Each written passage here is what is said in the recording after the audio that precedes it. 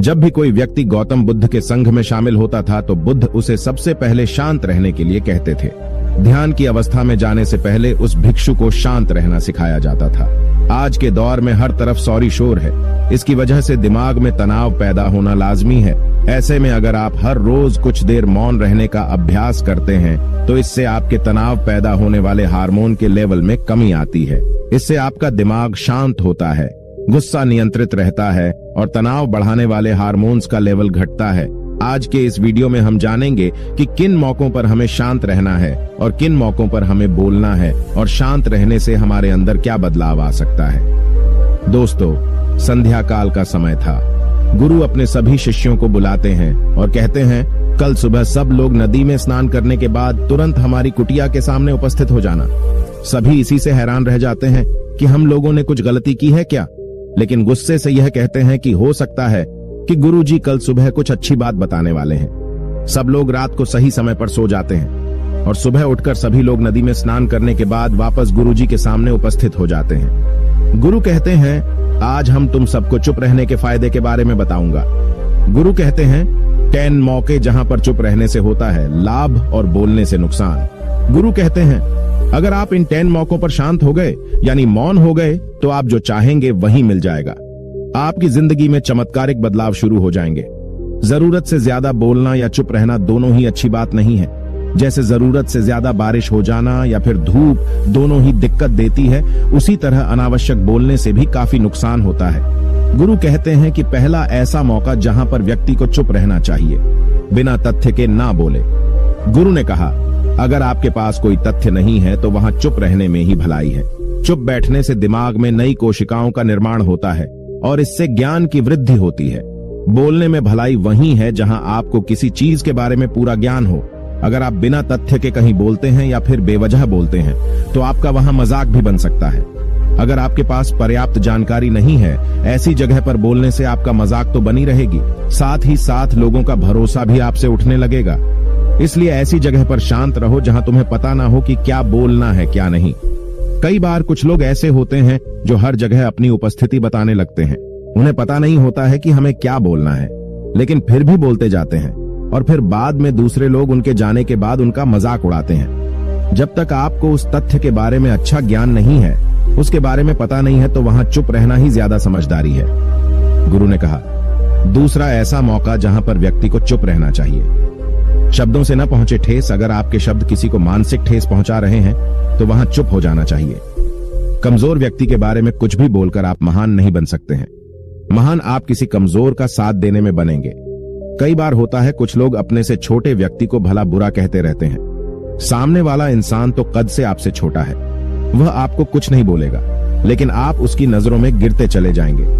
हो सकता है कि कल वह भी आपसे पद में बड़ा हो जाए। पद में आपसे जब वह बड़ा हो जाएगा तो आज जो रवैया आपका उसके साथ है, आने वाले समय में वह भी आपके साथ वही करेगा।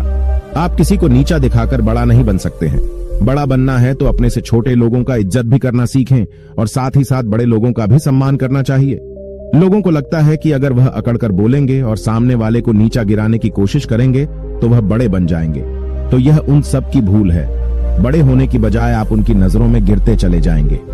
गुरु ने आगे कहा, इसलिए शिष्यों, तुम सब जब भी बोलना आदर भाव से बोलना ताकि तुम्हारी बात लोगों को अच्छी लगे। बोलने में भाई बहन, माता पिता, मित्र इत्यादि संबोधन शब्दों का इस्तेमाल जरूर करना। इससे तुम्हारी मान प्रतिष्ठा तो बढ़ेगी ही, साथ ही साथ लोगों की नजरों में तुम समझदार व्यक्ति बनते जाओगे। गुरु ने आगे कहा, तीसरा मौका जहां पर व्यक्ति को चुप रहने में ही भलाई है। क्रोध या घृणा करने वाले लोग, जब कोई अपना या सगा संबंधी आप पर क्रोध कर रहा हो, आपका अपमान कर रहा हो, तो आपको उस वक्त चुप रहना चाहिए ताकि सामने वाले का गुब्बारा पूरी तरह से फट जाए। आप यदि सही हैं तो उसे कतई माफीनामा गए और चुप रहकर ही सही समय का इंतजार करें। वह खुद आपसे माफी मांग लेगा जब उसे अपनी गलती का एहसास हो जाएगा। गुरु आगे कहते हैं कि अगर आपका कोई सगा संबंधी आप पर क्रोध कर रहा हो और आप उस समय शांत हैं, तो यह आदर सम्मान देने की निशानी होती है। इससे न कोई छोटा होता है और न ही बड़ा। अगर आपको क्रोध आ रहा है तो आप या तो वहां से किसी का अनादर किए बिना चले जाएं या फिर चुप रहें। क्रोध करने से आपके रिश्ते खराब होंगे। क्रोध करने से हमेशा क्रोध करने वाले व्यक्ति का ही बुरा होता है। गुरु आगे कहते हैं कि एक बार की बात है, एक सांप जंगल से भागते हुए किसी राजा के घर में पहुंच गया। लोगों ने छेड़खानी की तो वह बहुत ही गुस्सा हो गया, जिससे घर में जो तलवार पड़ी हुई थी उसी को लपेटकर कसने लगा और धीरे धीरे उसका पूरा शरीर कट गया। यह गुस्सा उसे खा गया। ठीक उसी प्रकार हमारा गुस्सा भी हमारे शरीर को तलवार की भांति काटता रहता है। गुस्सा ध्यान से खत्म होता है प्रतिदिन। अगर आप ध्यान की मुद्रा में बैठे हैं तो आपका गुस्सा आपके नियंत्रण में रहेगा। गुरु आगे कहते हैं कि यह तरीका है कि आप प्रतिदिन ध्यान का अभ्यास करें। इससे आपके शरीर में जो हार्मोन्स गुस्से को बढ़ावा देते हैं वह सब तुम्हारे नियंत्रण में रहेंगे, जिससे शरीर गुस्से पर आसानी तुम्हारा से काबू पा लेगा। लेकिन एक तरीका यह भी है कि जब भी आपको गुस्सा आए तो आप यह समझने का प्रयास करो कि क्या मेरा गुस्सा जायज है या नहीं। हमें वहां पर बोलना चाहिए कि नहीं। जब आप खुद इस बात का आकलन लगा पाएंगे तो आपको खुद पता चल जाएगा कि हमें गुस्सा करना चाहिए या नहीं। फिर भी आपको गुस्सा आ रहा है तो आप वहां से हटने का प्रयास करें, वहां से दूर चले जाएं। धीरे धीरे समय के साथ आपका दिमाग शांत हो जाएगा। गुरु ने कहा, चौथा ऐसा मौका जहां पर इंसान को बहुत ही समझदारी के साथ काम लेना चाहिए, वहां पर आपको चुप रहना ही चाहिए, जहां पर उस मुद्दे से आपका कोई संबंध ना हो। अगर आपका किसी मुद्दे से कोई संबंध ना हो तो वहां आपका चुप रहना बनता है। बिना किसी वजह अगर आप दूसरे के मुद्दे पर बोलेंगे तो यह आपके लिए अनिष्टकारी होगा। इसमें केवल और केवल आपका ही नुकसान है। जल्द ही आप किसी दो लोगों के बीच हो रहे विवाद में जल्दी अपनी टांग न डालें। अगर सामने वाला आपको बुला रहा है अपना झगड़ा शांत करवाने के लिए तो ही आप वहां पर जाएं। किसी की व्यक्तिगत जिंदगी में दखल अंदाजी नहीं देनी चाहिए जब तक कि वह व्यक्ति आपको नहीं बुलाता है। अपने झगड़े को शांत करवाने के लिए कुछ लोग फालतू में दूसरे के विवाद में कूद पड़ते हैं। इससे उनके मान सम्मान मर्यादा पर लोग उंगली उठाने लगते हैं। गुरु कहते हैं कि 10 मौकों में 5वां ऐसा मौका जहां पर व्यक्ति को बहुत ही समझदारी के साथ चुप रहना चाहिए। आपके शब्दों से किसी मित्र को हानि न पहुंचे। अगर आपके शब्द सामने वाले के परिवार या मित्रों की प्रतिष्ठा के बारे में बुरी झलक दिखा रहे हैं तो आपको चुप रहना चाहिए। किसी के परिवार या फिर मित्र के बारे में बुरा बोलने से केवल आप ही बुरे बनेंगे। जो चीज आसानी से खत्म की जा सकती है उसे अपने शब्दों से बड़ा न करें। बिना चिल्लाए बात करने का प्रयास करते रहना चाहिए। अगर आप बिना चिल्लाए कोई बात नहीं कह सकते तो आपका चुप रहने में ही भलाई है। किसी पर चिल्लाने से आपके व्यवहार के बारे में पता चलता है। ज्यादा बोलने से चीजें हमेशा खराब ही होती हैं।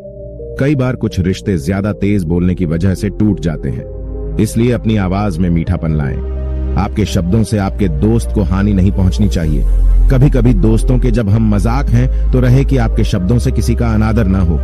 मजाक को भी हमेशा शब्दों के मायने में ही रखें। जहां किसी को शब्दों से चोट लगे वहां चुप हो जाएं। ज्यादा बोलने से हमेशा नुकसान ही होता है। किसी और की प्रतिष्ठा को अपने शब्दों के माध्यम से उसे हानि नहीं पहुंचानी चाहिए।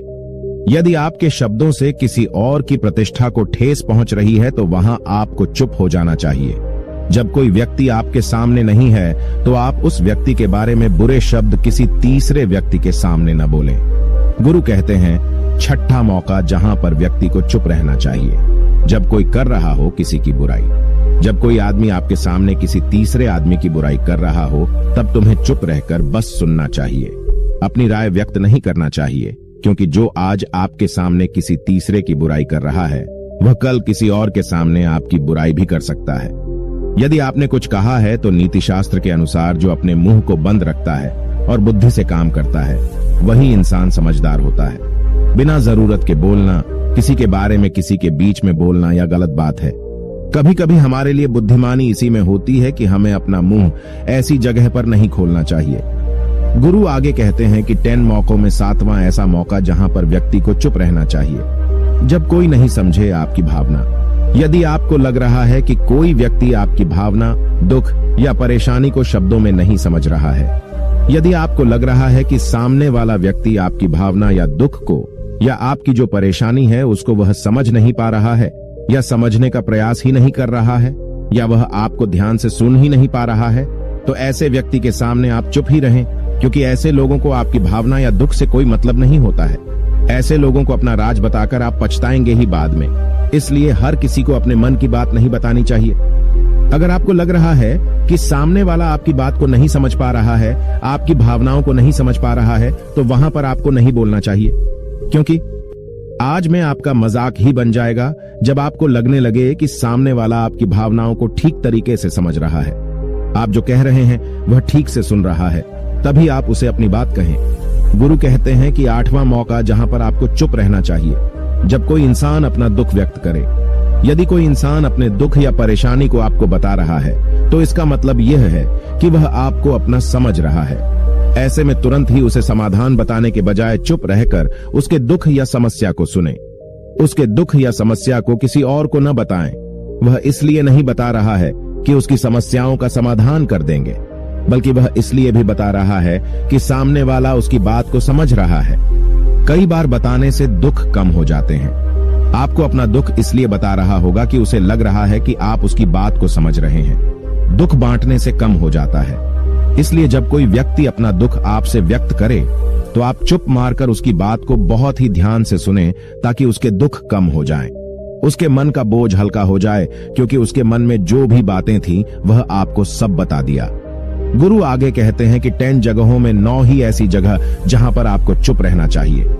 जहां पर दुष्ट प्रकृति के लोग रह रहे हों और गाली गलौज कर रहे हों, तो आप वहां पर मत जाइए। ऐसी जगहों से आप चुपचाप निकल जाएं, अर्थात अपनी प्रतिक्रिया दिए बिना आप वहां से चले जाएं, क्योंकि जिसकी जुबान खराब होती है, जो दुष्ट प्रकृति के लोग होते हैं, उनको आप ऐसे समय में नहीं समझा सकते हैं। जब उनका दिमाग पूरी तरह से शांत हो जाए, तभी वह आपकी बात सुनेंगे।